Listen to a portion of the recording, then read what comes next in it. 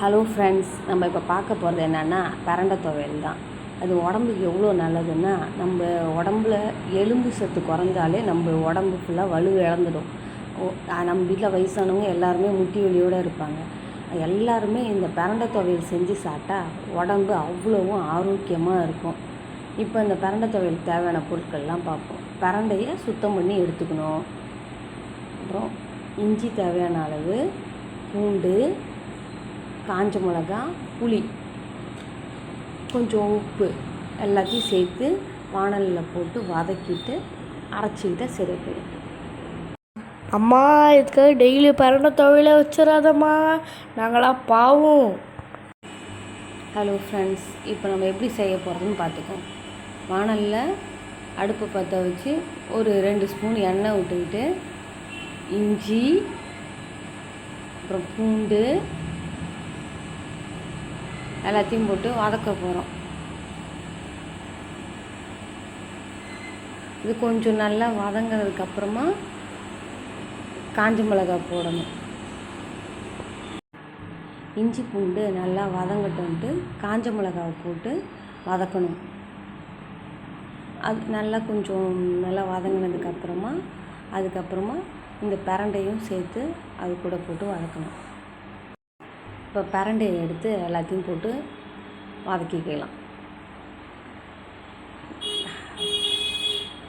பிரண்டை நல்லா வதங்க தான் அதில் உள்ள அந்த அரிப்புத்தன்மை எல்லாமே போயிடும். அது எப்படின்னா, நல்லா நம்ம போடும்போது டார்க் க்ரீனாக இருக்கா, நம்ம வதக்க பார்த்திங்கன்னா அது ரொம்ப நல்லா லைட் க்ரீனாக ஆகிடும். இப்படி அதுதான் அதனோட பதம். இப்போ நல்லா வதக்கிக்க வேண்டியதுதான். இப்போ நல்லா வதங்கிடுச்சு, பார்த்திங்கன்னா தெரியும் உங்களுக்கு. கலர் நல்லா சேஞ்ச் ஆகிருக்கு. இது கூட கொஞ்சம் புளியும் போட்டு வதக்கணும். நல்லா புளியை பிரித்து போட்டு அது கொஞ்சம் நல்லா ஜூஸியாக ஆகிற அளவுக்கு வதக்கணும். அது கூட கொஞ்சம் உப்பு சேர்த்துக்க வேண்டியதுதான். உப்பு போட்டு ஒரு லைட்டாக சூடேறினா போதும். புளி அந்த அளவுக்கு வதக்கிட்டால் போதும். நல்லா எல்லாம் வதங்கிடுச்சு. இப்போ அடுப்பை நிறுத்திட்டு ஒரு தட்டில் கொட்டி எல்லாத்தையும் ஆற வச்சு அரைச்சிக்க வேண்டியதுதான். தட்டில் கொட்டி நல்லா ஆற வைப்போம். ரூம் டெம்பரேச்சர் வந்ததுக்கப்புறமா அரைச்சிக்குவோம். பாருன்னு ஒன்று நம்ம பார்க்க போமாம்மா. அண்ணா, அம்மா வேறு எங்கேயோ பார்த்துட்ருக்காங்களே, ஒரு வேளை தட்டை கழுவத்தை யாராச்சும் பார்க்குறாங்களோ? அச்சச்சோ, போச்சுரா. உள்ளங்கை சும்மா அரிக்குது அம்மா, அதுக்கு வைத்தியம் உண்டா? இருக்கு, இந்தா இந்த பாத்திரத்தை எல்லாம் கொஞ்சம் கழுவி வை. இப்போ ஒரு வாணலில் வச்சு கடுகு போட்டு காஞ்ச மிளகாய் போட்டு இதை அரைச்ச இந்த பிரண்டை துவையலை எடுத்து அதில் ஊற்றி கொஞ்சம் நேரம் கிண்ட வேண்டியதுதான்.